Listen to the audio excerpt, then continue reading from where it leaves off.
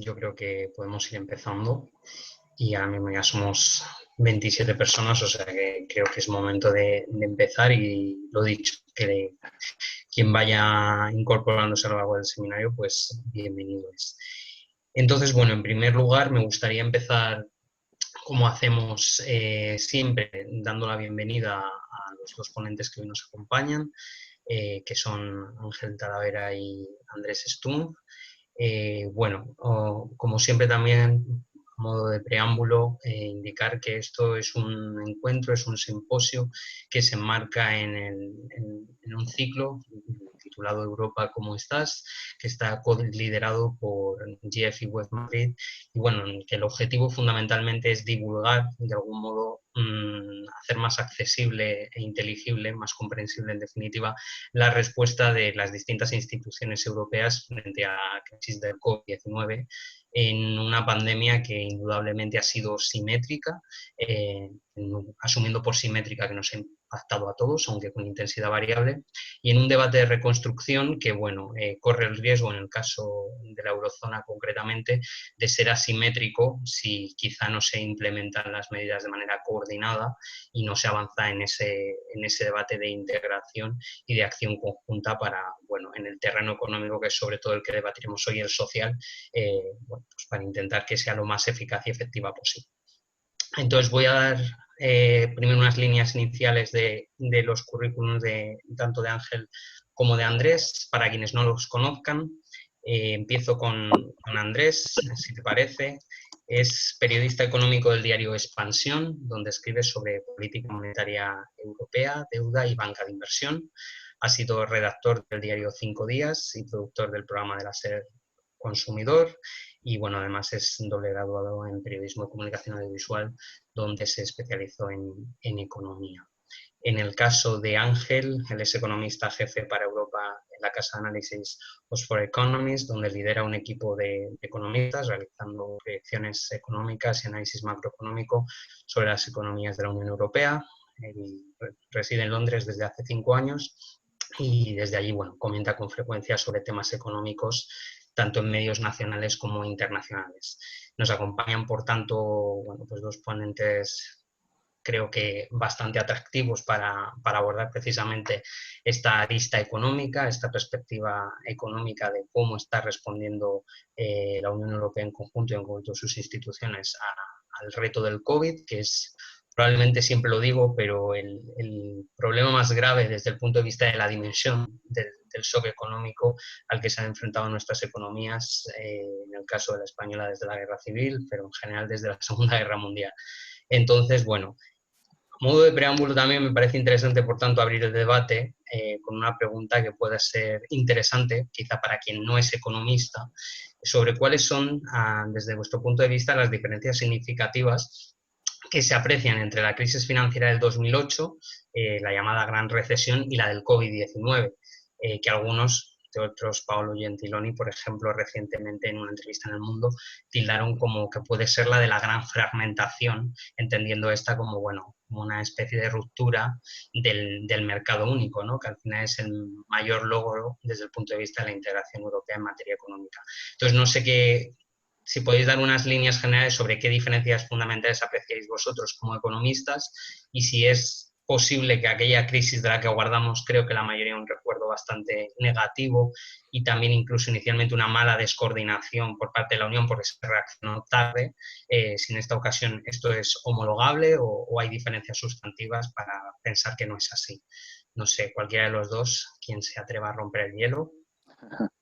Andrés, ¿empiezas tú o empiezo yo, como quieras? Empiezo yo mismo si quieres y luego...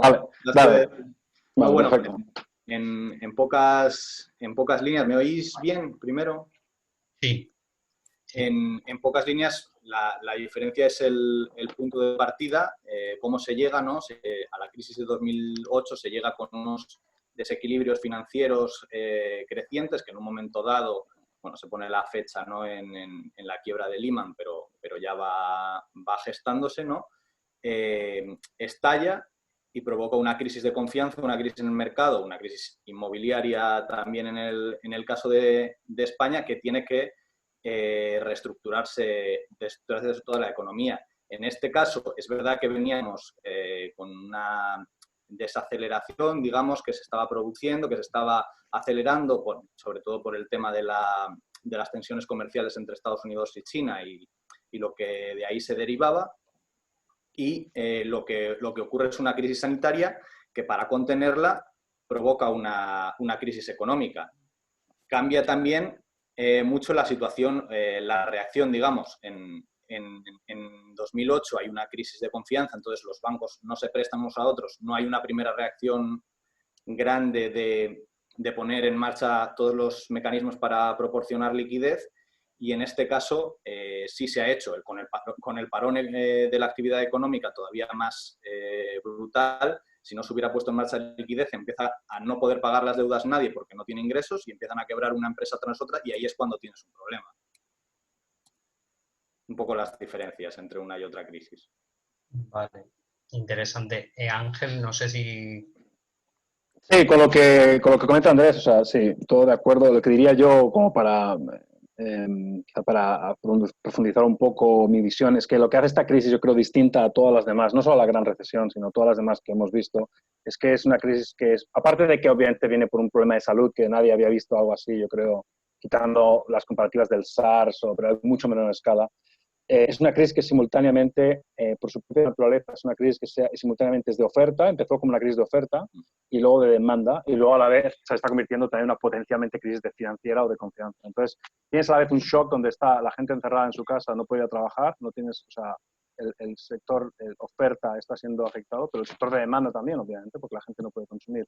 Entonces, el parón económico que estamos viendo por consecuencia de las cuarentenas, o sea, no tiene parangón, no hay ningún tipo de crisis que podamos compararla anteriormente. Y la otra cosa que diría es, como consecuencia de esta peculiaridad de la crisis, la magnitud de las caídas que estamos viendo son incomparables. O sea, ni siquiera la gente que tenemos más experiencia de haber visto la gran recesión, nada de los números que estamos viendo aquí se parecen a nada. Estamos viendo caídas, literalmente el otro día salía el dato, por ejemplo, de estancias hoteleras en España en abril, eran cero, literal cero. Entonces, nadie ha visto, creo, un economista, un dato económico que sea literalmente cero. Son muy impactantes. Podríamos hablar de ventas al por menor, los datos de desempleo, en fin, cualquier número económico que ahora mismo queramos tratar, digamos que han quedado completamente a otra escala de cualquier otra crisis que hemos visto. Y bueno, quizá por esa caída, precisamente centrándonos 100% en la naturaleza de esta crisis, es verdad que se da una doble circunstancia. Por un lado, el shock tan profundo que mencionabais, y por otra parte, en términos de caída de PIB, y al mismo tiempo, como consecuencia del confinamiento, dado que hablamos de una emergencia sanitaria, también de un parón de actividad que ha generado importante falta de estímulo e importantes problemas de liquidez en lo inmediato, y ahí es cierto que el BCE ha jugado un rol fundamental, puesto que mientras el resto de instituciones europeas quizá por sus dinámicas de decisión a la hora de implementar determinadas acciones de orden o de índole económico y financiero, el BCE reaccionó rápidamente con esa primera inyección, esa bazuca de los 750.000 millones de euros, si no recuerdo mal, que se pueden ampliar a través de otros programas de compra masiva de deuda y demás, con el objetivo fundamentalmente con dos fines, ¿no?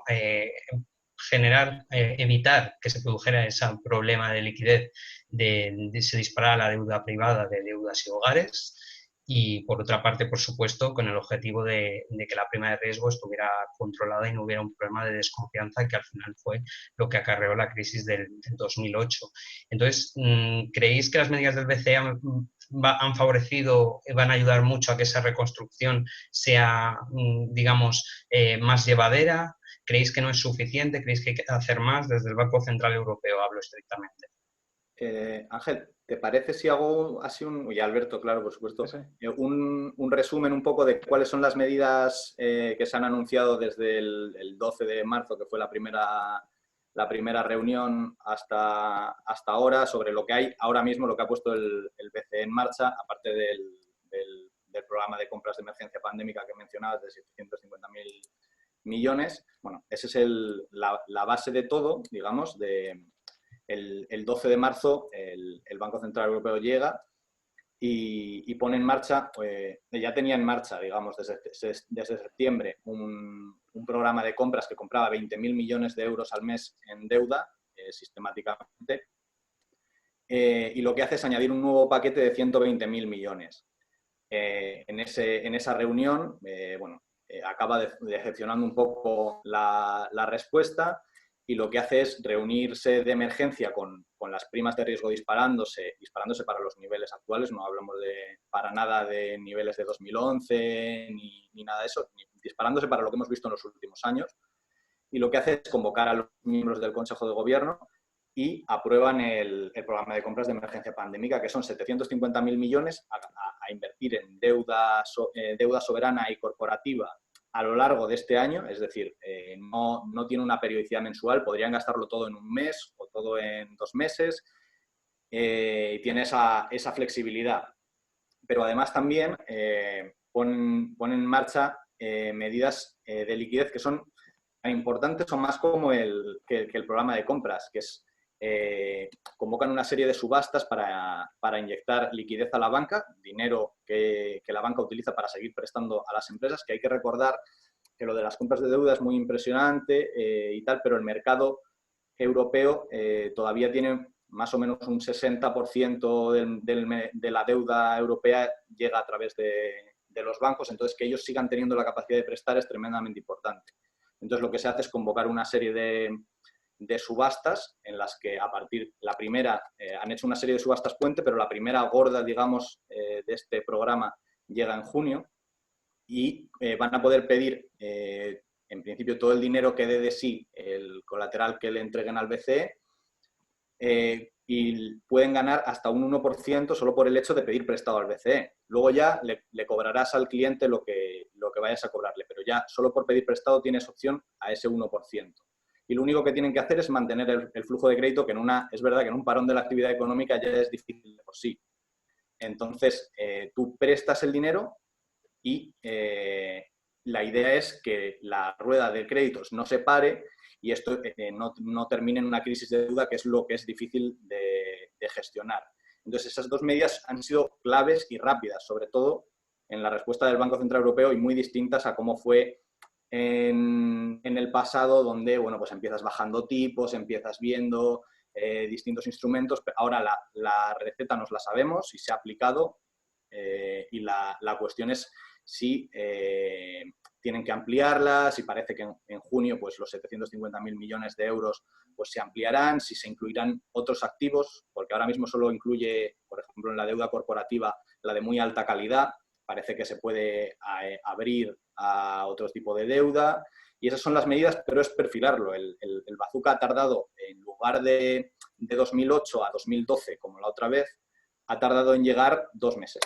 Entonces eso lo cambia todo, porque la respuesta, según iban las primas de riesgo y según iba el interés de la deuda soberana, el Banco Central Europeo es lo único que se ha interpuesto entre los países más afectados y el caos. Podríamos decir entonces de algún modo que sí que tenemos esa experiencia, se va a crear un acumulado de la crisis anterior que nos ha permitido reaccionar más prontamente ante la necesaria esa inyección de liquidez y evitar esa crisis de deuda. Uh-huh. Ángel, no sé si... Sí, no, totalmente de acuerdo. Obviamente, para mí, para todo el mundo, la gran diferencia de esta crisis anterior es que el BCE ahora, pues ya obviamente no tiene que pasar por todo el proceso anterior donde había una ortodoxia, donde el BCE era un banco hecho a la imagen del Bundesbank, etcétera, desde que Draghi ya tomó las riendas. Y esto es algo que me acuerdo que yo lo comenté bastante cuando se hablaba de quién sería el sucesor de Draghi. Había mucha preocupación de quién podía ser. Yo, una cosa que siempre comentaba era de que para mí uno de los legados de Draghi, que son los más importantes, es que haber transformado el BCE en un banco que es completamente distinto al que era en el año 99 cuando se creó, ¿no? El BCE ahora mismo actúa con una potencia y una libertad que antes no tenía. Entonces, en una crisis como esta, el tener un banco central como el BCE que ha actuado así es imprescindible, porque es lo único ahora mismo que tenemos entre algunos países y el abismo. Sí diría que el BCE es cierto, y como comentaba un poco Andrés, que empezó un poco dubitativo, de hecho, y no solo el primer programa que anunció fue un poco pequeño, sino que Lagarde tuvo un momento bastante nefasto cuando salió a decir que el Banco Central Europeo no estaba ahí para cerrar las primas de riesgo. El mercado se lo tomó muy mal y, de hecho, tuvieron que hacer una rectificación pública casi, bueno, Andrés lo sabrá mejor, casi inaudita, Y creo que de ahí un poco fue, desde un momento inicial un poco complicado, de ahí el BCE luego sí que se puso las pilas. Y a día de hoy pues sigue siendo un poco, pues bueno, como dicen en inglés, the only game in town, ¿no? O sea, es un poco los que están ahí básicamente dándolo todo, básicamente. Lo que pasa es que, bueno, el programa del PPP habrá que ver qué pasa después de este año, ¿no? O sea, obviamente va a ser, creo, difícil, sobre todo con lo del, que supongo que hablaremos de lo del constitucional alemán, argumentar que un programa de este tipo se puede extender en el tiempo. Una cosa que quería también mencionar es la importancia de este programa. No solo es el tema del tamaño que tiene, sino el hecho de haber quitado la limitación de las cantidades de de deuda que pueden comprar por países. Esa pequeña modificación, bueno, pequeña, no es pequeña en absoluto, esa modificación es básicamente lo que le puede dar todo el espacio a países como Italia para que sus primas de riesgo no se disparen, porque si tiene la limitación todavía de las cantidades de comprar deuda basada solo en la proporción de cada país, el Banco Central Europeo puede comprar pues, una cantidad limitada. Desde el momento en que quitas esa limitación, el Banco Central Europeo, de hecho, está diciendo al mercado, estamos aquí básicamente, literalmente, para cerrar ese spread. O sea, justo lo contrario de que fue el primer mensaje inicial de Lagarde. ¿Puede ser de algún modo que el Banco Central Europeo haya dejado de ser un banco al uso y de algún modo se haya revestido de un cariz mucho más político? Lo digo porque, bueno, evidentemente creo que, sobre todo en el plano de los que conocéis más esta realidad en el día a día, los economistas, Mario Draghi es una figura pues, polémica, pero al fin de todo con un legado que es respetado y respetable.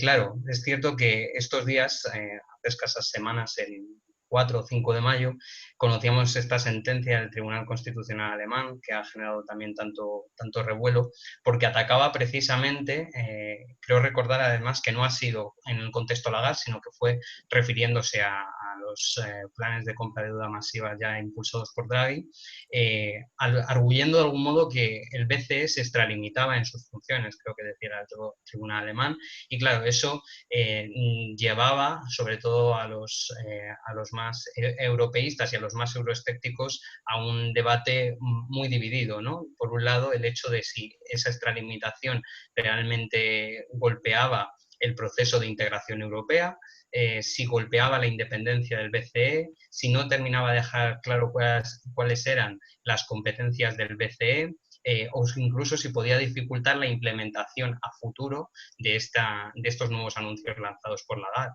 No sé qué opinión os merece esta sentencia, no sé desde el punto de vista de la integración si creéis que puede ser un palo en las ruedas o que el BCE lo tiene claro y va a seguir actuando con independencia. De acuerdo como recoge el TJUE, que por otra parte es el tribunal en este sentido autorizado para valorar las acciones de las instituciones comunitarias. Claro, es que digamos que el principal problema de la sentencia del Constitucional alemán nos puede parecer ahora, en plena crisis del coronavirus, cuando lo único que nos salva, digamos, es el programa de compras del BCE y el resto de sus herramientas, nos puede parecer que poner en jaque las compras de deuda es lo peor que nos puede pasar. Pero es que en esto subyace algo todavía más peligroso, que es que el Tribunal de Justicia de la Unión Europea había avalado la legalidad de este programa precisamente a petición del Tribunal Constitucional, que le pidió que se pronunciase, y este tribunal pues, ha llegado y ha dicho que la interpretación del Tribunal Europeo de Justicia se quedaba corta y que, por lo tanto, él tenía legitimidad para dictaminar que se había extralimitado, cuando no tiene. El BCE tiene que rendir cuentas, como cualquier otra institución, pero tiene que rendir cuentas ante el Parlamento Europeo, ante el Tribunal Europeo de Justicia y ante el Tribunal de Cuentas, no ante los tribunales nacionales, porque si no se crea un precedente muy peligroso, que es lo que vimos el mismo día o al día siguiente de que saliera esta sentencia, que es Polonia, que tiene abierto un expediente por una cuestión de su reforma judicial, su reforma de su sistema de justicia, que diga, bueno, pues nosotros también nos sentimos autorizados para no seguir la recomendación que dé el Tribunal Europeo. Y claro, en el momento en el que el derecho, la ley se pone en cuestión, pues ya te salta por los aires el ordenamiento jurídico y te salta por los aires la Unión Europea. Entonces, lo que se abría era un melón mucho más complicado que incluso que el que te falten o te lleguen a faltar las compras de deuda en un momento tan crítico como ahora. Sí, yo creo que completamente de acuerdo. Más que decir que el BCE está politizado, es que el BCE yo creo que lo que ha hecho es por fin y con años de retraso es ponerse a la par de lo que es cualquier banco central moderno del mundo. La Fed, el Banco de Japón. Si asumimos, es una cuestión también de cierta opinión personal. Si uno asume que el BCE se está extralimitando, entonces tienes que asumir que todos los bancos centrales del mundo están extralimitándose. Es una opinión respetable, pero yo para mí no estoy de acuerdo con ella. Creo que los bancos centrales se están adaptando a una realidad que es la que, bueno, es otro mundo al que vivíamos hace 30 años, ¿no? O sea, un banco central con un mandato único de inflación que se mueve como si estuviera en los años 80, pues no creo que sea ahora mismo un banco central adaptado a la realidad económica de los países. Se puede discutir los programas de deuda, de compra de deuda, X o Y, cuánto es, pero yo creo que la razón fundamental, creo que lo que el BCE está haciendo es lo que está haciendo cualquier banco central de cualquier país avanzado del mundo. Y en ese sentido es lo que comenta Andrés, es un poco también una pregunta mucho más ya casi filosófica de hasta qué punto los países, los tribunales de los países pueden cuestionar la legalidad de instituciones a las que no tienen jurisdicción realmente. Y de hecho creo que la reacción ha sido bastante potente en ese sentido, tanto por parte del Tribunal de Justicia Europeo directamente, diciéndole al Constitucional que no tenía jurisdicción, y del Banco Central Europeo diciendo que, bueno, respetan la decisión, pero no les va a cambiar. Entonces, bueno. Sí, sí, no, absolutamente. El otro día, de hecho, me parece que fue a través de los compañeros del SADE que estuvo también de Guindos en un webinar con ellos y lo dejaba bastante claro en esta misma línea, ¿no? Que al final ellos ponderan y priorizan el principio de independencia y, bueno, están a lo que les venga, pero tienen bastante clara la línea de actuación. Quería saber un poco cómo lo veis vosotros como economistas. Y, bueno, también me parece bastante relevante ahondar. Yo estoy ahora mismo como veis, picoteando un poco porque quiero poner contexto con vosotros y luego ya que sea el público asistente, que me parece, como siempre digo también, que probablemente tengan preguntas e inquietudes muy, muy concretas y muy interesantes al que escuche y al que escuchemos preguntar y podáis responder. Entonces, me parece que dentro de las virtudes de esta integración económica, pues podemos hablar de esa unión bancaria cada vez más consolidada, de esa política monetaria única, de ese mercado de capitales único, pero parece que nos queda una asignatura importante siempre pendiente y que en esta recuperación va a jugar a todas luces un papel capital, un papel elemental, ¿no? Que es la de política fiscal integrada y única, porque al final vemos que la situación económica, financiera y fiscal de cada Estado miembro varía sustantivamente, especialmente porque hablamos todavía de unas cicatrices de una crisis reciente. Recordemos que son dos crisis de un shock y de un impacto de una envergadura extraordinarias en una década. Entonces hay países que no se han recuperado y que no ha llegado a permeabilizar, a capilarizar esa recuperación de la primera crisis del 2008 al 100%. Entonces, bueno, pues estoy pensando en España, pero no únicamente en España, y en distintos países de la zona euro con unas finanzas bastante comprometidas, y eso reduce sensiblemente su margen de estímulo fiscal para empresas, para la recuperación. Entonces, yo no sé cómo veis esto una oportunidad real de avanzar hacia esa política fiscal integrada y única, quizá liderada por el BCE, evidentemente no únicamente. Si quieres, agarro esta yo primero, Andrés. Perfecto. Bueno, no, digo para que no tengas que contestar a todas primero tú. Hombre, es una pregunta bastante, digamos que es una gran pregunta. Yo creo que ahora mismo, con las últimas noticias que hemos tenido, el impulso de Francia y Alemania después del plan que presentaron de 500.000 millones, este ha sido yo, para mí, y honestamente ha sido una sorpresa para mí inesperada, pero positiva, de ver por fin que hay una especie de, creo, decisión seria de entender la necesidad de por lo menos una cierta integración fiscal. Luego, el debate de la integración fiscal obviamente es un debate que está muy politizado también y que no hay tampoco una respuesta única, ¿no? Desde un punto de vista puramente económico, creo que todo el mundo entiende, o bueno, casi todo el mundo entiende, de que una unión monetaria sin ningún tipo de unión fiscal es una unión subóptima y que es necesaria cierta integración fiscal. El problema es que puedo comprender también que los países del norte, ciertos países del norte, son muy reacios a entregar ningún tipo de autonomía fiscal, porque también hay una desconfianza mutua, en algunos casos justificada, en algunos casos un poco injusta, creo, podríamos discutirlo más allá después, pero sí creo que esta crisis es un poco casi como la excusa perfecta para por fin avanzar un poco en esta integración. Yo no me atrevo todavía a predecir de que esto se acabe dando, porque hay una resistencia muy fuerte ya de los países que sabemos de Holanda, Austria, Suecia, Dinamarca, etcétera. pero el hecho de que Francia y Alemania se hayan puesto de acuerdo, el gran motor de integración en Europa y de movimiento en Europa es el eje franco-alemán, esto lo sabe todo el mundo.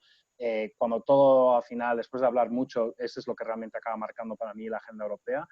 Y el hecho de que París y Berlín hayan hecho una propuesta conjunta de este calado es realmente un paso muy significativo. Sobre todo por parte de Alemania, obviamente, que ya todos conocemos, tiene unas reticencias enormes. El hecho de que Alemania sea un país que esté aceptando de que Europa necesita algún tipo de mutualización de deuda, una respuesta fiscal conjunta, yo creo que ahora mismo tengo esperanza de que este pueda ser el germen de algo que pues, en el futuro empieza a ser un tipo de respuesta fiscal europea más integrada. Pero bueno, digamos que va a ser muy difícil por la propia arquitectura de la Unión Europea, ¿no? El hecho de necesitar la aprobación de todos los países. A veces siento que la Unión Europea, por su propio diseño y por cuánto ha crecido, realmente también dificulta muchísimo realmente la realización de cualquier tipo de reforma. Eso es también es otra cuestión para discutir quizá en otro ámbito más amplio, pero es muy ambicioso pensar que en la Unión Europea se pueden poner de acuerdo en grandes cuestiones como esta, sobre todo cuando requieren unanimidad. Sí, absolutamente. Adelante, Andrés, sí. No, sí, bueno, lo que decía Ángel, la situación es muy distinta a la crisis de deuda porque no llegas, el hecho de ser el país más afectado o no ser el país más afectado no depende no cabe a discutirlo de si te excediste en el pasado o no te excediste o si hubo desequilibrios o no. Esto es un virus, es una enfermedad. Es verdad que el gasto sanitario es quizá más fácil de negociar, digamos, que otras partidas económicas, ¿no? Por el propio principio de solidaridad, digamos. Pero ahí está la dificultad, ¿no? Lo que comentaba, de poner a todos de acuerdo es muy complicado. La propuesta franco-alemana, bueno, pues es algo más pequeña que lo que esperaban o que lo que proponían los países del sur, pero sí va muy en línea con los eurobonos, con la mutualización de deuda, con dar un impulso común, que no es más que lo que estamos viendo en el resto de regiones, en Estados Unidos, cuando se aprueba un plan de recuperación de 2 billones y se pone en marcha o en otras regiones. Y aquí, como toda esa burocracia, está ese diseño fiscal todavía por hacer, pues se retrasa, y si se retrasa, pues corre el riesgo de que te deje en el camino si eres uno de los más afectados. Y claro, a un país, digamos que se puede vender a la opinión pública que se le castiga por unos excesos o por unas cuentas que no cuadraban, pero dejar por el camino a un país porque su sistema sanitario ha colapsado o porque ha tenido que llevar a cabo un confinamiento más duro, eso es que es muy difícil de tragar y muy difícil para cualquier europeísta seguir pensando que hay un proyecto común si algo así pasa. Entonces, con este contexto, la situación es ideal para dar un empujón a la política fiscal común. Borrell hablaba precisamente esta mañana en una entrevista del diario El País a cuenta de la solidaridad de que se está produciendo, quizá de manera inconsciente, todavía no lo vemos, pero se va a materializar de forma más clara en los próximos meses, según de acuerdo con su punto de vista, un salto cualitativo importante precisamente en esa solidaridad. Y hablaba de lo que ya ha apuntado Ángel, de esa apuesta del eje franco-alemán, en esa conciliación de equilibrio de posiciones muy enconadas entre los países nórdicos, que evidentemente apuestan por préstamos y que rehúsan bastante de esas, pues bueno, de cualquier tipo de financiación a fondo perdido o de emisión de transferencias no reembolsables o de subvenciones, y el sur que apuesta al menos por que esas sean subvenciones o, en su defecto, transferencias a cargo del presupuesto europeo. Me gustaría saber cómo esta semana vamos a conocer la propuesta que tiene la Comisión por mandato del Consejo Europeo, después de varias semanas retrasadas, si creéis que se va a alcanzar un punto de consenso al final factible en el marco de esa unanimidad, que se apruebe o no, entre cuantías y cómo se financia ese dinero, si a cargo del presupuesto de la Unión Europea o si creéis que va a ser un sistema mixto, que es por el que también otros muchos apuestan, de parte de subvenciones, parte de préstamos. ¿Cómo lo veis? No sé si Andrés tiene algún tipo de chivatazo que nos pueda contar del plan de No, de no, la Comisión. para nada, no, en ese sentido, no, simplemente comentar que el cómo se diseñe esto va a tener mucho que decir en si los países recurren voluntariamente a ello o solo cuando no les quede más remedio como una especie de castigo, porque más o menos es verdad que hay consenso en que bueno, pues ahora estamos confinados, hay un parón económico y de aquí salimos todos más endeudados. Partiéramos de donde partiésemos, va a haber más deuda. El problema es en qué condiciones se asume esa deuda, cuáles son las obligaciones que se toman incluso entre los socios europeos y si esto va a tomar el cariz pues de los antiguos rescates que pues con las compras que están ahí del Banco Central Europeo pueden hacer a más de uno pensarse, bueno, pues yo voy tirando con mi tesoro, con mi financiación en mercado y me olvido de esa mala prensa que da el que me hayan rescatado, que es lo que ocurre cuando te hacen un préstamo y no una transferencia, que es lo que proponen los alemanes y los franceses. La diferencia ahí es muy grande, más incluso que con el tamaño que finalmente resulte, y sobre todo porque va a marcar cómo es la recuperación posterior, porque ya lo vimos en 2008, llega un momento en el que te endeudas y si antes de que tu economía se haya recuperado lo que hacen es apretarte las tuercas y no dejarte crecer, tienes una crisis de deuda. Y entonces volvemos a 2011-2012, que es realmente la parte mala, cuando te aprietan, te hacen reducir gasto antes de que tu economía haya echado a volar. Aunque bueno, eso hay opiniones. Ahí ya una vez, igual que hay consenso sobre lo que hay que hacer ahora, sobre lo que hay que hacer en la recuperación, ya sí que cada perfil de economista estará muy inclinado hacia un lado u otro y sobre recortar el gasto o no recortarlo. Sí, no, sin duda es una escuela, bueno, digamos, mira, por ejemplo, ahora justo ayer o hoy murió Alsina, que fue uno de los grandes defensores de la austeridad expansiva, ¿no?, que se llamaba. Entonces, digamos que sí, hay muchas escuelas de pensamiento, yo he tenido muchos debates en este sentido dentro de España, donde hay mucha gente que piensan que realmente, pues sí, no se puede gastar más, etcétera, etcétera. Obviamente el problema de la deuda va a ser un problema que nos vamos a encontrar todos los países y ahí es verdad que habrá países que no haber hecho los deberes antes, pues nos va a afectar. Pero yo lo que digo diciendo hace tiempo es que ahora mismo no es el momento de eso. O sea, el momento ahora es salvar la economía primero y luego preocuparse de cómo afrontar la recuperación después. También diría que el debate, por ejemplo, como comentáis, de cómo puede ser al final el plan de rescate europeo entre préstamos. Yo creo que al final sí es verdad que la propuesta franco-alemana seguramente lo más probable es que quede diluida. Creo que eso es un poco lo más lógico pensarlo.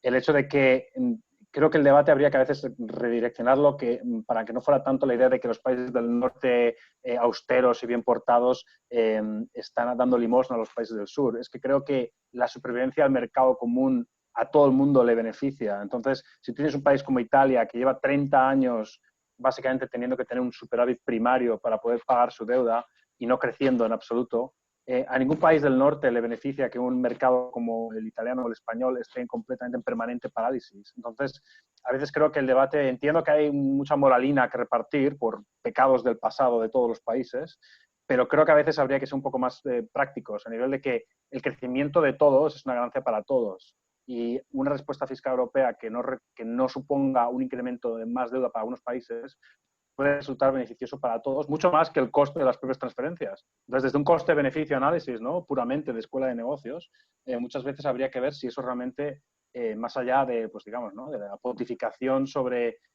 ¿no?, el gasto excesivo, si realmente es la solución que puede beneficiar tanto a países del sur como a países del norte. Yo, bueno, en ese sentido, es verdad que no voy a hacer o bueno, no voy a provocar de algún modo que os mojéis excesivamente porque tampoco tenéis por qué hacerlo, creo, en el marco de lo que es la propia situación española, pero sí es verdad que en ese debate que ya aludía Andrés, dentro del propio cuadro macroeconómico español, pues hay quienes efectivamente apelan en este momento por la necesaria unidad para salvar esa economía, pero quienes también creen que es muy importante implementar buenas dosis de credibilidad a futuro para que quizá quienes ahora se muestran más reticentes, que son los del norte, pues por tener nuestros socios del norte, por tener unas economías más de algún modo saneadas o tener una disciplina fiscal mucho más encauzada, bueno, que genere esa confianza, ¿no?, entre socios, tan importante también en el plano político y económico en las relaciones internacionales.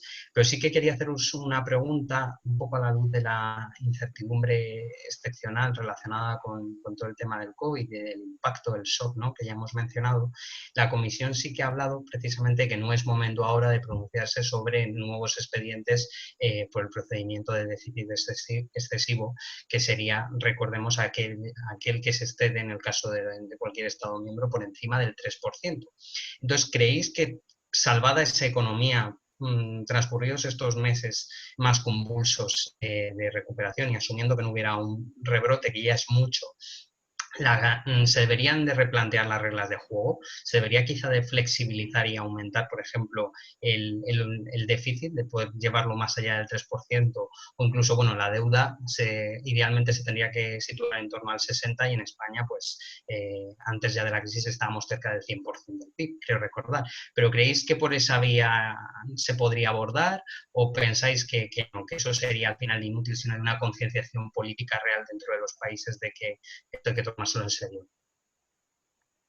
¿Empiezas tú, Ángel? Sí, pues mira, hombre, yo diría, hay varias cosas aquí al respecto. Creo que una es que la necesidad de tener una política fiscal creíble y sostenible es básica, sobre todo para países del sur, porque los mercados lo requieren, es cierto, ¿no? Luego hay países que se pueden permitir quizá otros lujos, por ejemplo, Estados Unidos, pues estamos viendo sus números fiscales, son extraordinarios, pero pues, ¿no? Y hasta con republicanos al cargo, que son tradicionalmente los halcones fiscales, bueno, pues han visto que cuando la economía se hunde, ellos gastan lo que quieran. Bueno, se lo pueden permitir, es una economía muy distinta, que además tiene, como dicen, el privilegio exorbitante, ¿no?, de ser la última moneda de reserva. Más allá de eso, diría que yo creo que la Unión Europea, las reglas fiscales, de hecho, ya hace tiempo que ya se van, creo, modificando un poco para moverse de lo que sería el 3 y el 60, y hay varios pasos al respecto para intentar adecuarlas un poco más a la realidad económica, o para intentar que sean quizá más flexibles, ¿no? La idea, por ejemplo, de cuál es el déficit estructural, etcétera. En ese sentido, creo que la Unión Europea ya poco a poco se va moviendo. Había, creo, antes de la crisis del COVID ya un debate abierto, y no sé en qué va a quedar, en cómo se puede definir el nuevo pacto fiscal para tener en cuenta estas circunstancias. Yo creo que las reglas del 3 y el 60, tomadas así, sin ningún tipo de consideración, ya están un poquito como ya, creo que nadie realmente sobre todo la del 60 de deuda, sinceramente creo que ya nadie la mira con mucho detalle. La otra del gasto quizá sí, pero creo que la manera de plantearlo sería quizá moverse pues eso, quizá medidas distintas de gasto, ¿no?, como lo que sería el déficit estructural, etcétera. Dicho esto, ahora mismo este año es un absurdo estar pensando en estas cosas, como vamos a tener déficits del 10, del 15%. A partir del 2021 sí, pero por otro lado, como comentaba Andrés también, si no vamos a aprender nada de lo que fue la crisis del 11, 12, 13, donde fue básicamente ajustar balanza fiscal demasiado pronto, entonces, sinceramente, uno pues pierde la fe de que realmente hay un tipo de inteligencia en lo que sería los policy makers europeos, ¿no? O sea, sí, consolidación fiscal o política fiscal creíble, sí, pero hundir la economía por hacer austeridad demasiado pronto, ya creo que hemos tenido demasiados ejemplos para saber de que realmente no funciona. O sea, ya ni siquiera es una decisión entre crecimiento o balanza fiscal, es que ninguna de las dos se da cuando la economía cae, y esto ya creo que es un debate bastante obsoleto en ese sentido, ¿no? Luego, ya más allá de eso, a largo o medio plazo, obviamente sí, vamos a tener que hacer ajustes fiscales, y sí creo que, por ejemplo, hay grandes debates, y que en España sería muy importante tenerlos, sobre pues, cuál es, obviamente, la estructura de gasto, en qué se gasta, qué tipo de fiscalidad tenemos a nivel de, por ejemplo, ¿no?, cuánto gasto, obviamente, pues, digamos, inútil hay, ¿no?, duplicado, etcétera, etcétera. Estos son grandes debates, pero yo creo que nadie realmente está en desacuerdo sobre el hecho de que el gasto fiscal tiene que ser pues, más óptimo, más optimizado, digamos, mejor monitoreado, etcétera, etcétera. Yo creo que hay debates donde a veces parece que estamos discutiendo cosas cuando yo creo que en realidad todo el mundo está de acuerdo, más allá de uno pensar que requerimos más gasto fiscal o menos gasto fiscal. Sí, es cierto que seguramente le preguntas a cualquier gobernante y nadie hace un gasto subóptimo por hacerlo o asigna recursos de forma ineficiente porque lo considera así oportuno. Sobre lo que decías del 3% y el 60%, lo que dice Ángel será para dentro de unos años, esperemos, porque si se reabre ese debate demasiado pronto, pues lo vamos a sufrir. Lo del 3% y el 60% tiene que adaptarse a una nueva realidad, como se está adaptando el Banco Central Europeo y como se están adaptando el resto de políticas económicas, que parte de la idea de que crecer cada día es más difícil, porque hay una serie de cambios estructurales, de globalización, de demografía, de desarrollo tecnológico que son deflacionistas y que cambian una serie de elementos que antes teníamos por seguros, como que si bajabas demasiado los tipos de interés o si comprabas demasiada deuda se te iba a disparar la inflación y que ahora no son tales. Entonces, seguir teniendo reglas fiscales en una política económica diferente, pues quizá está un poco desactualizado y habría que verlo porque es verdad que pues ahora hay más endeudamiento generalizado. Ya no es una economía muy endeudada y a esa se la señala y los mercados le crujen y por lo tanto va mal y tiene que reajustarse, sino que todo el conjunto de las economías está X puntos porcentuales por encima de donde estaba antes y cuando el consenso es que eso está bien, los mercados lo interpretan como que está bien y no hay penalización. Es la nueva realidad, por así decirlo. Vale, de acuerdo, me quedo con esta idea de que crecer cada día es más difícil, me parece bastante interesante esta idea. Y bueno, vamos a dar paso, si os parece, a las preguntas que las va a moderar mi compañero Jorge Juan Morante, presidente de Web Madrid. Y bueno, sí sé que tenemos en el chat una, Jorge Juan, no sé si has visto de Miguel Sastre, si quieres empezar por esa, ya te doy paso a ti y vas moderando.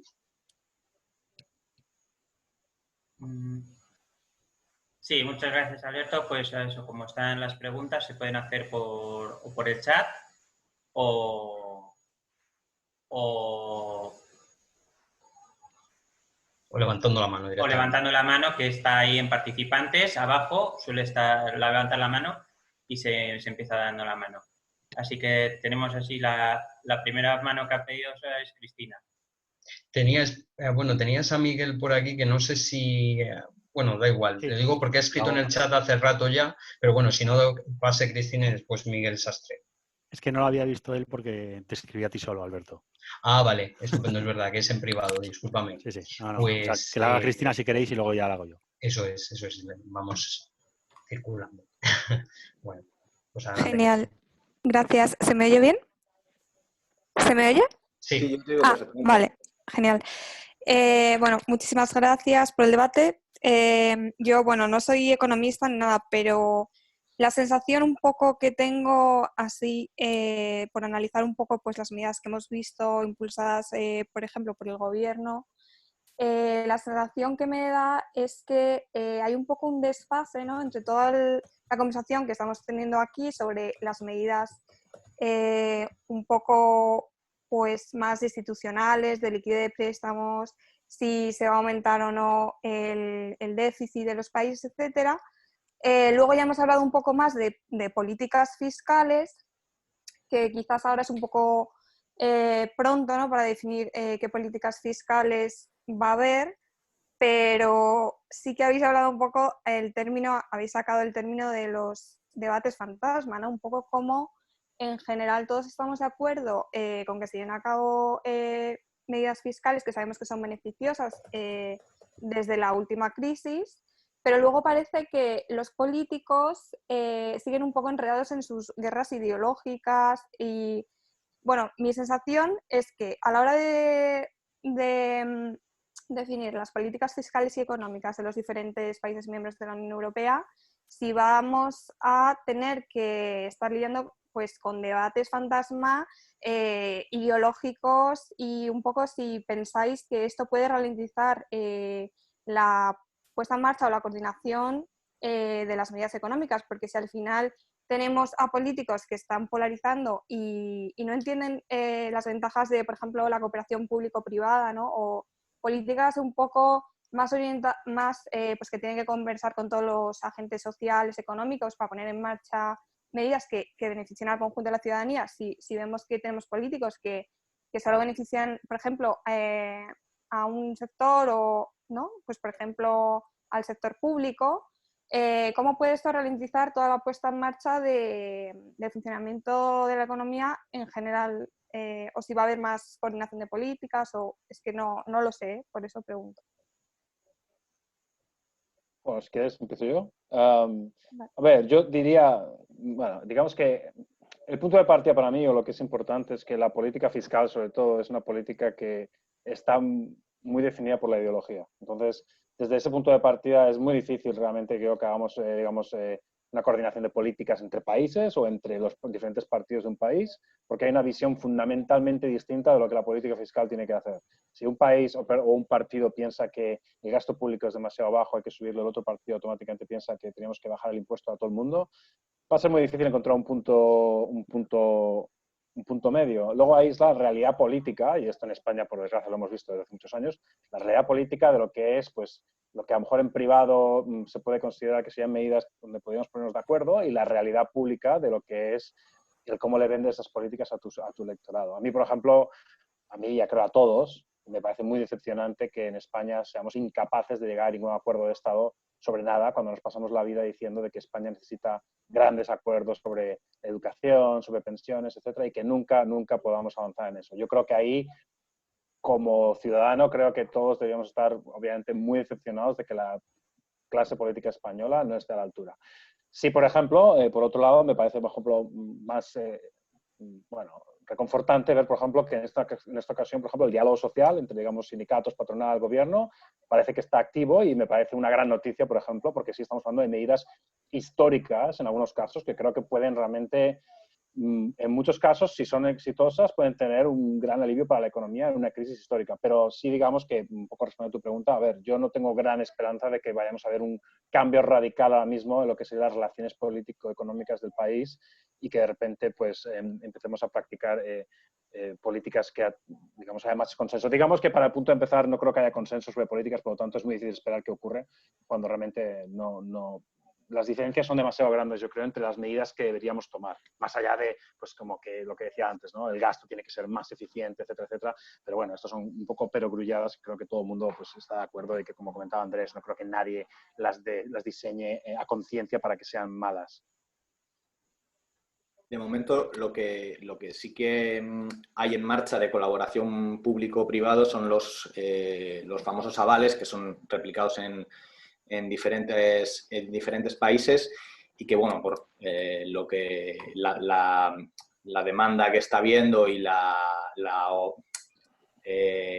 salida que está teniendo dentro de los préstamos que está concediendo la banca, sí que están funcionando bastante bien. Se agotarán y nos preguntaremos si hacían falta más, si hacía falta darlos en otras condiciones, pero de momento es un ejemplo de esa colaboración público-privada en la que el Estado está asumiendo en España el 70% del riesgo para asegurar que los bancos, que además cuentan con el dinero, el apoyo de la liquidez del BCE, puedan seguir prestando a compañías que no saben si volverán a ingresar en el corto plazo o si van a tener que aguantar tirando de esos recursos mucho tiempo, y que por los perfiles de riesgo o por los sectores a los que participan, a los banqueros no se les ocurriría concederles un préstamo en esas condiciones en ningún momento. Entonces, eso es un ejemplo de colaboración público-privada en un momento dado, que sin demasiada burocracia, sin demasiado debate, luego hay cosas que podrían haber salido mejor, peor, detalles, tamaños que se podrían discutir, pero que eso casi de un día para otro pues se aprueba, se pone en marcha, y las empresas están tirando de ellos y los bancos los están concediendo. Genial, Vale. gracias. Sí, pues vamos a ver, como no sé si los ponentes les parece bien que agrupemos las preguntas, porque ya tenemos cuatro peticiones de pregunta, así que si podemos agrupar las 4 y un poco para gestionar mejor el tiempo, Lo Las que sí 4 igual es mucho. Sugiero 2, porque 4 dos. preguntas al mismo tiempo igual va a ser Igual son mucho unos Bueno, para segundos. ellos. pues agrupamos 2 preguntas, cada 2 preguntas. Tienen ahora eso la pregunta, lo que sí rogaría a los participantes es concisión y que sean lo más breves posible para que dé tiempo a que todos los participantes, a todas las personas que desean preguntar puedan hacerlo y hacer más rico este debate. Tiene la palabra Miguel y después la tiene Pablo. Gracias. Pues nada, 2 preguntas, como decían. Decía Ángel, y estoy totalmente de acuerdo, que no ve mucha posibilidad de que se extienda el programa de PPP más allá de, digamos, cuando termine un poco la crisis.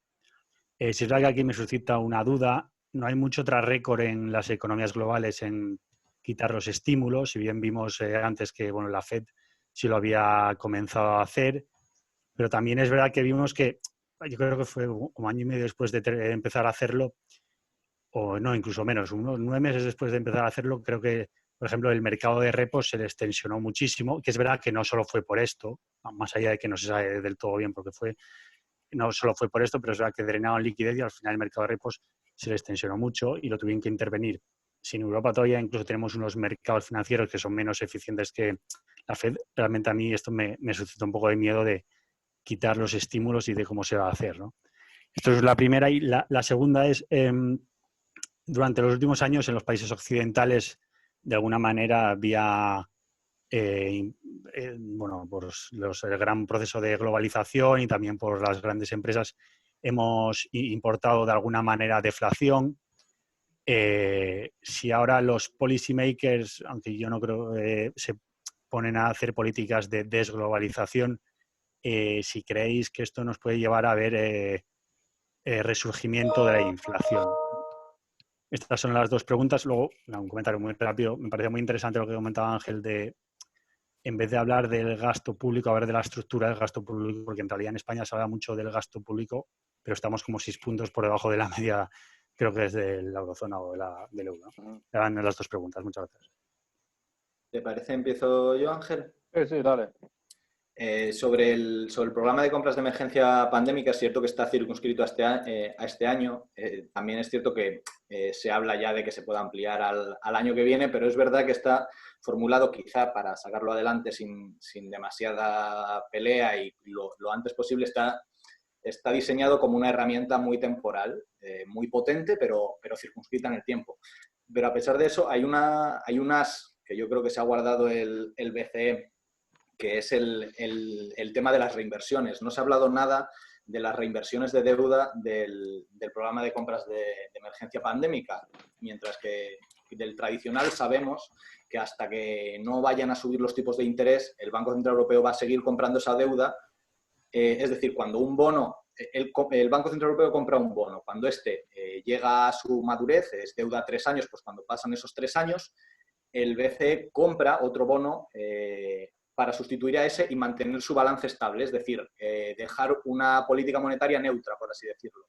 De esto no se ha hablado nada con este nuevo programa, pero lo más lógico, o lo que a mí me parece que sería más lógico, es que si finalmente no puede alargarse, si finalmente hay demasiadas presiones para que se termine, el BCE anuncie a bombo y platillo que se termine, pero que las reinversiones seguirán hasta X tiempo.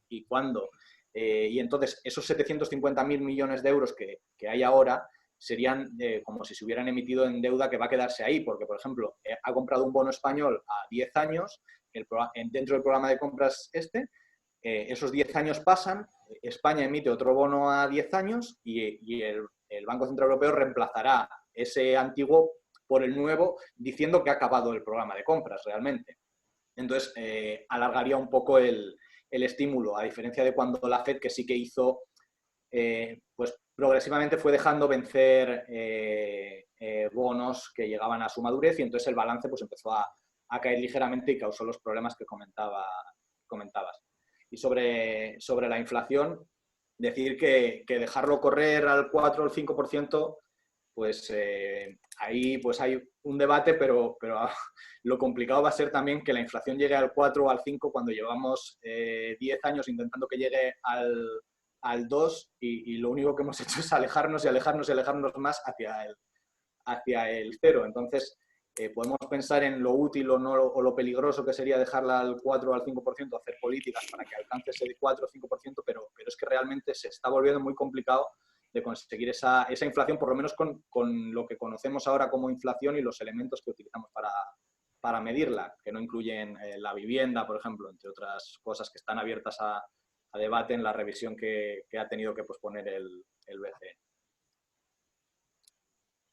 Ángel, no sé si Sí, querías... no, bueno, de hecho, ya Andrés creo que contestó. Diría dos cosas rápidamente. Sí, de retirada de estímulos, lo que decía Andrés, ¿no? O sea, el Banco Central Europeo, aunque a lo mejor no sabemos todavía, pero aunque no aplique nuevos programas de compra de deuda, va a seguir en el mercado con un balance enorme durante posiblemente muchos años. Y mientras no suba tipos, seguirá, como decía Andrés, mientras no suba tipos por su propia forward guidance, mientras no suba tipos, no va a dejar de comprar deuda. Por lo tanto, ahora mismo a medio corto plazo no me parece tampoco una gran preocupación. Lo que pase después ya veremos, pero honestamente creo que todo el mundo está esperando que va a ser los próximos años de lo mismo. Y lo de inflación, pues sí, un poco lo que decías, John. Ahora mismo empieza a haber algunos economistas o algunos comentaristas que empiezan a decir la posibilidad de que vuelva la hiperinflación, la gran inflación. Yo personalmente me parece muy poco probable. Creo que va a haber a lo mejor pequeños huecos de inflación en ciertos mejor mercados, ciertos sectores, ciertos productos y de hecho seguramente bastante temporalmente, pero a medio plazo yo creo que un shock de demanda tan brutal como el que supone esto me parece muy difícil argumentar que la inflación va a subir. O sea, por lo menos de manera relativamente fuerte. Sí podemos ver a lo mejor movimientos puntuales. Sí va a haber, creo, también un problema de medición puramente dura. De los próximos meses no sabemos realmente la inflación que va a haber, yo creo, porque el INE ya ha dicho, y no solo el INE, que todos los institutos estadísticos han dicho que sus mediciones van a estar con mucha estimación, pero después de eso, honestamente, me parece difícil ahora mismo prever un resurgimiento de la inflación a corto plazo. Como dice Andrés, llevamos 10, 20 años intentando traerla al 2 y no hemos podido. No, si tuviera que apostar, no creo que ahora mismo sea una gran probabilidad en mi punto de vista. Bien, pues Pablo, ¿querías formular una pregunta? Sí, rápidamente, muchas gracias. Es de sobra conocido que en la Unión Europea, a la Unión Europea hay que ir con una posición que salvaguarde tus intereses, pero también comprenda los de los contrarios, lo decía la ministra Palacios hace unas cuantas semanas, con un MEDE que parece que da un poco de miedo, al menos en España, con un MEDE que parece que da miedo, al menos en España, ¿qué es lo que puede ofrecer y teniendo grandes intereses en el fondo de recuperación, qué es lo que puede o debe ofrecer España en esa negociación del fondo de reconstrucción? Sí, y ahora tiene a la pregunta Andrés Sánchez, que quería también realizar una pregunta. Sí, muchas gracias. Bueno, era son dos cositas muy breves. Simplemente, lo primero es respecto a lo que habéis comentado de los problemas del Banco Central Europeo con el Tribunal Constitucional alemán. Al margen del legado de Draghi, mi pregunta sería si no habría que también plantearse la cuestión de que el problema de fondo es que habría que modificar el mandato del Banco Central Europeo, ¿no? Que es muy limitado, muy ortodoxo, ¿no? Muy ordoliberal y todas estas cosas muy alemanas. Y eso es una camisa de fuerza, ¿no? Que aunque el Banco Central Europeo, digamos, que se escape un poco y haga todo lo posible, pero ahí hay un límite ahí, ¿no? Y la segunda pregunta también muy breve es respecto a las medidas que se han tomado. No sé si quizás no es posible hacer otra cosa, ¿no? Pero ¿no habría sido mejor si se pudiese, más que aparte de los avales y todas estas cuestiones a las empresas, no habría sido o no sería interesante plantear también algún tipo de transferencias de rentas? No sé si, tampoco soy un experto, pero a lo mejor no se puede hacer, ¿no?, lo que han hecho en Estados Unidos de darle dinero directamente a la gente, pero no sé qué opináis respecto a ese tipo de políticas. Bueno, empiezo yo esta vez, si quieres. Bueno, hay muchas preguntas aquí. Rápidamente, lo de la pregunta de... Bueno, empezamos antes, por la del MEDE, Fondo de Reconstrucción. Bueno, yo creo que la cuestión del Fondo de Reconstrucción es que, para empezar, el hecho de que no sea, digamos, que no sea el MEDE y sea otro fondo, ya le quita bastante el estigma con el MEDE. Hay un tema muy político. Quizá España podría ofrecer, si el problema de los países del norte es que no tienen tanta disponibilidad a hacer transferencias, quizás países como España podrían comprometerse a usar el MEDE en las condiciones que ahora son mucho más beneficiosas, un poco a cambio de que los dos países cedan un poco de incluir ciertas transferencias en el fondo de recuperación. Esa quizás sea una opción. El MEDE hay mucha resistencia a usarlo por motivos políticos, pero en las condiciones que está planteado ahora, pues bueno, es una herramienta que puede ser útil, ofreciendo un cierto ahorro, no gran ahorro, pero un cierto ahorro. Entonces, digamos que quizá podría ser unas por otras, ¿no? A lo mejor usar el MEDE en las condiciones actuales para demostrar que sí, España, por ejemplo, pues sí cree que una parte de la solución pueden ser préstamos, pero por otro lado creo que tiene que demandar que haya cierta transferencia, porque una recuperación basada solamente en préstamos no afronta el problema de que los países más endeudados no van a poder o querer endeudarse mucho más. Es el problema. En las segundas preguntas que diría sobre el mandato del Banco Central Europeo, yo probablemente estoy muy de acuerdo, o sea, sinceramente creo que es gran parte del problema. El Banco Central Europeo está haciendo malabares desde hace 10 años para circunventar lo que sea el mandato único de estabilidad de precios, y a veces está haciendo ya, yo creo, equilibrios un poco casi absurdos de que todas las medidas son en base a la estabilidad de precios. Yo estoy totalmente de acuerdo que un mandato dual sería, creo, para todos muy beneficioso, o sea, personalmente estoy totalmente de acuerdo. Y la tercera pregunta, sí, sobre las transferencias. Bueno, eso sería quizá un debate. Sí, yo creo que puede ser una herramienta útil. Quizá en España el problema, no sé si sea un problema puramente de limitación de recursos comparado con Estados Unidos. No sé, habría que sacar, no tengo los números a mano de cuánto sería el coste de una medida similar al cheque que han enviado en Estados Unidos. Sí creo que en ese sentido el hecho de aprobar la renta básica, en ese sentido, obviamente no es lo mismo, pero estamos hablando de que sí que la ortodoxia o la que sea política económica se está moviendo bastante hacia ese lado. Sí es posible que quizá unas transferencias de renta podría ser una medida útil, pero no sé si quizá España tenga el margen fiscal o incluso el apoyo político para poder hacerla. Quizá ya sea un tema más no puramente de política económica, sino de realidad, de lo que es ahora mismo lo que el gobierno puede hacer o no. Bueno, esa quizás sea mi visión. No sé si Andrés tiene. Bueno, te he dejado de escuchar, Ángel. Te iba perdiendo progresivamente. No sé si es que has acabado o... Acabé ya, sí. Pero no sé vale, de acuerdo. No. Bueno, sobre el MEDE, a mí la verdad es que el análisis que más me gusta de lo que se han hecho hasta ahora es el tuyo, Ángel. Entonces, hay poco más que añadir que bueno, pues eso, que en la situación, en las condiciones que está ahora, pues el ahorro es irrisorio. Entonces, realmente, dependiendo de cuál sea la contrapartida, pues se podría aceptar o no, y eso, que es buen punto de partida para negociar.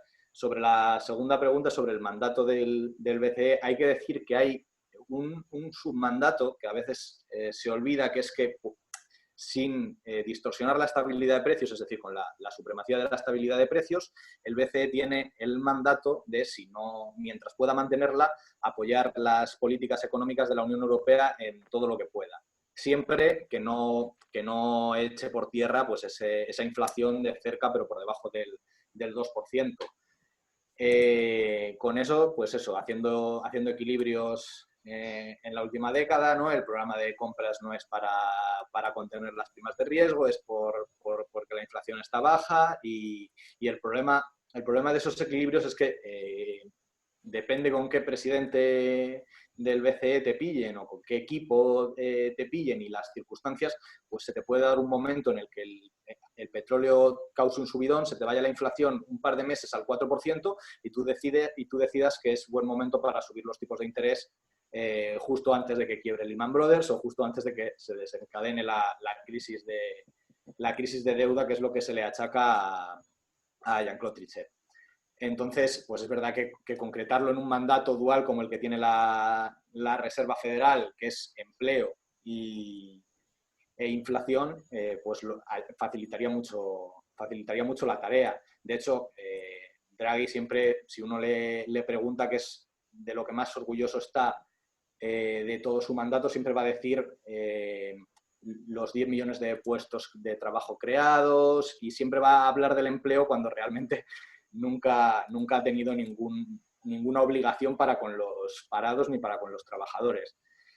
Sobre la tercera pregunta, que era lo de las transferencias de renta, yo sinceramente creo que la renta mínima temporal, digamos que es como una mejor herramienta porque va más dirigida que un cheque para todo el mundo, que no es algo progresivo, bueno, pues habrá gente a la que 700 euros en un momento dado le cambien la vida porque le permiten pagar X cosas y a otras personas a las que no les llega. Si para recibir ese dinero hace falta cumplir unas condiciones de situación económica y precariedad y demás, pues habrá más recursos para aquellos a los que les es capaz esa herramienta de cambiarles la vida.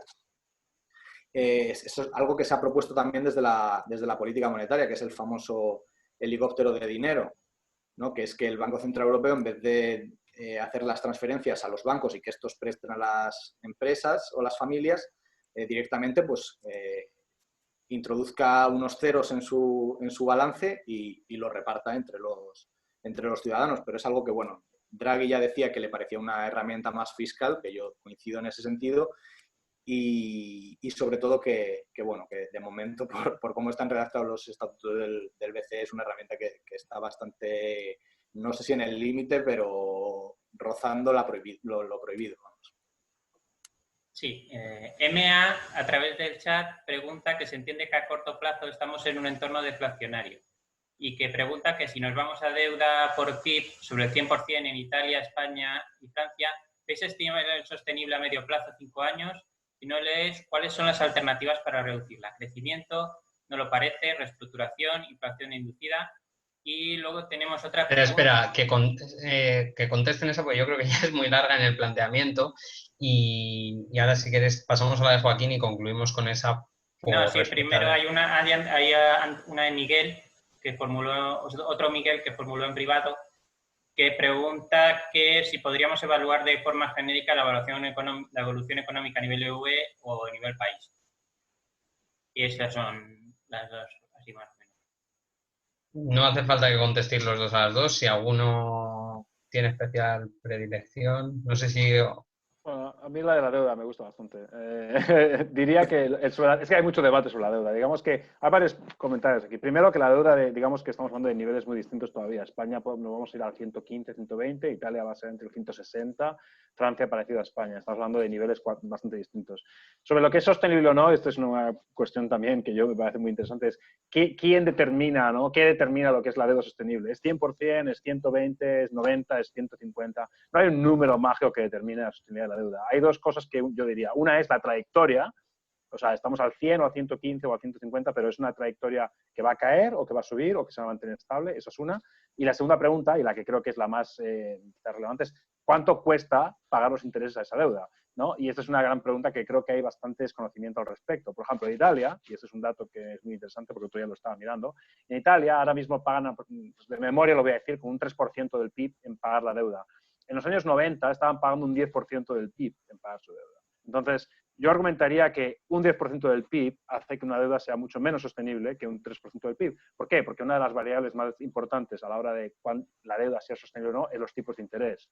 Si los tipos de interés ahora son muchísimo más bajos y van a ser mucho más bajos permanentemente que hace 10, 20 años, se pueden tener o se puede argumentar que la deuda puede ser mayor a la que era antes. Obviamente, hay un riesgo de que los tipos de interés suban, ¿cierto? Entonces, no podemos tampoco simplemente contar en los tipos de interés.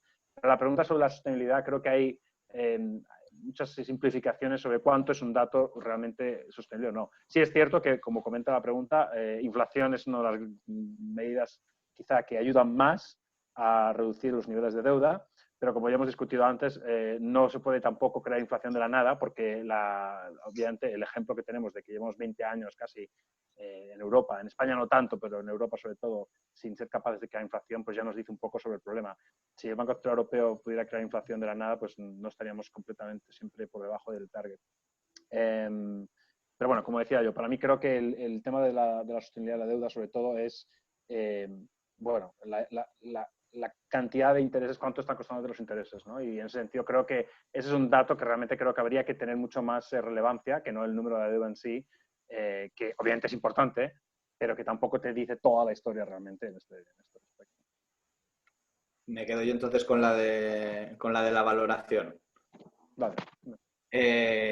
A ver, yo ahí distinguiría, por ser justo, entre política monetaria y el resto de políticas. A la política monetaria, en los 2 primeros meses que hemos visto y respecto a evaluaciones pasadas de anteriores crisis, pues le daría un 8 o un 9, porque creo que las medidas son potentes y sobre todo que más allá de la reacción de la Reserva Federal en Estados Unidos, que me parece que ha disparado para todos los sitios y con volúmenes inusitados, las medidas del BCE son más bien como si las hubiera diseñado, ¿no?, un cirujano, un escultor, muy medidas, muy dirigidas. Esta sirve para esto, esta sirve para esto, y se complementan muy bien. Y luego, desde el punto de vista de la supervisión bancaria, también se nos olvida, pero Andrea Enria ha tomado medidas muy positivas de que se usen los colchones anticrisis que se han creado todos estos años precisamente para esta crisis, que está, lo que da mucho más margen a los bancos. Entonces le daría un 8, un 9, no el sobresaliente por el susto que nos pegó Lagarde el 12 de marzo con el tema de los diferenciales, y al resto, pues yo diría que no presentados, ¿no? Todavía no han entregado el trabajo final, todavía no se les puede calificar, y cuando salga la propuesta y cuando se ponga en marcha, seremos capaces de darles una nota. Vale. Sí, a ver, Juan, primero... estamos debatiendo en paralelo sobre el tema de las preguntas. Hay muchas, entonces... Sí, sobre no, todo y aparte es que algunas las hacen las mandan en privado, y eso, a ver... Vamos a permitir un par más, si os hay un parece. comentario de José Zorrilla, dice que somos una economía dual, que el problema de fondo es si somos un saco de patatas que no suma una tortilla con los huevos rotos, y que dice que es el momento Hamilton de la mutualización de la deuda, y dice que el Estado de Nación no puede sobrevivir sin balanzas fiscales, y que bueno, básicamente son lo que comenta José Zorrilla. Y Hugo Ferrer pregunta si creéis que la solicitud de España al MEDE supondría un cambio de percepción por parte del mercado que pudiera castigar nuestra prima de riesgo.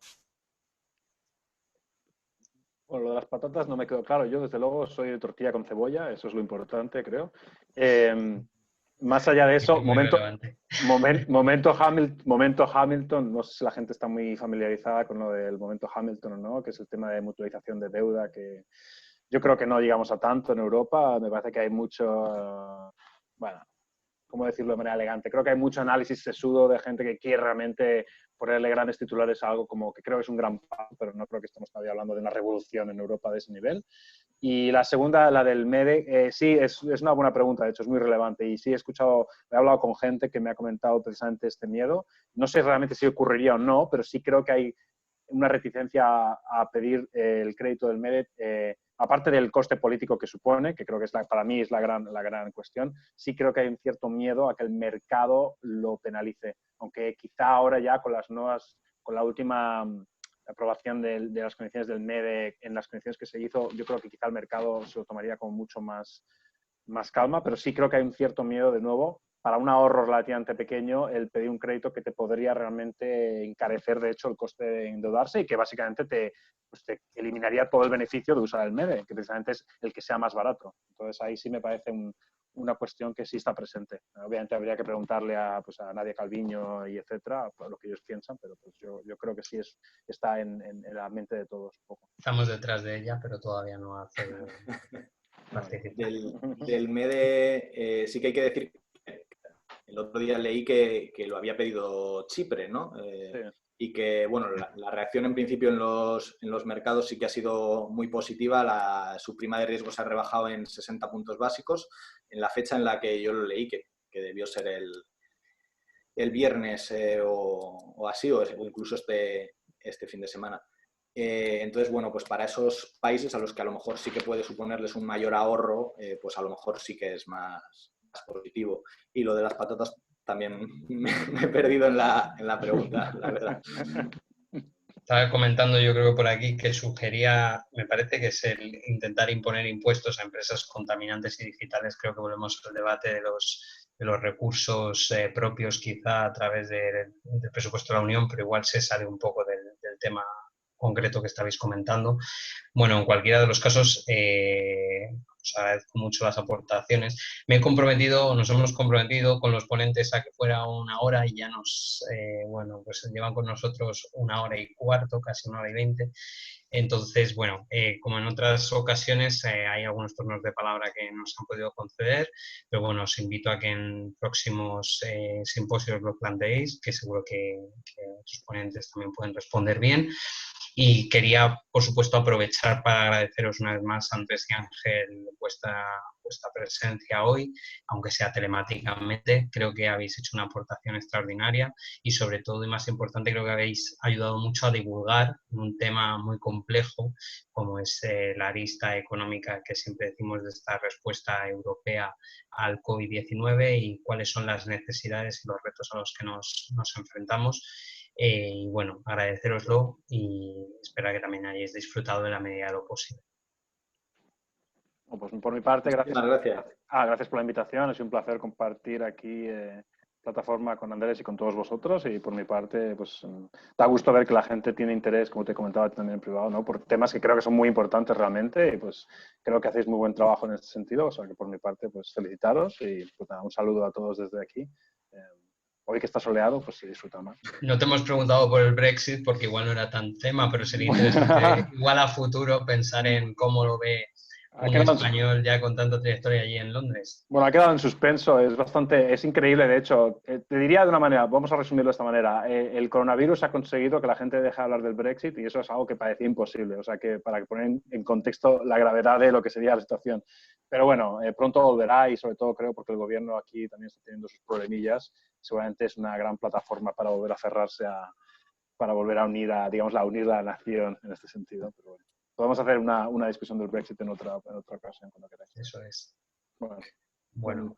Muchísimas gracias también a todos por organizarlo y nada, simplemente me había notado aquí una cita de cuando la despedida de Draghi, la fiesta de despedida que hizo, del discurso que dio, que me ha acordado, se me había ido de la mente completamente, pero me ha acordado cuando ha mencionado el Brexit porque en ese momento él lo hablaba por el Brexit, pero ahora mismo nos sirve pues para todas estas propuestas que hay en marcha, que comentaba Draghi en su despedida, que en un mundo globalizado compartir la soberanía entre diferentes países es una forma de recuperarla, porque si no, no tienes capacidad de resistir las presiones de poderes exteriores, de influir en las regulaciones o de reflejar los estándares y los esfuerzos en los valores de las empresas a nivel internacional.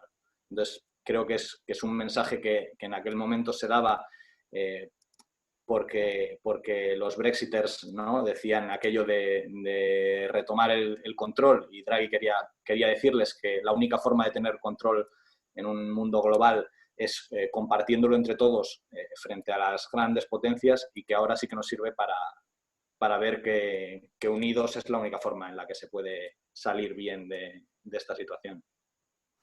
Pues me parece una manera extraordinaria de concluir este encuentro. Nos quedamos con esa reflexión sobre necesaria estrategia y visión compartida para afrontar los grandes retos globales y mundiales.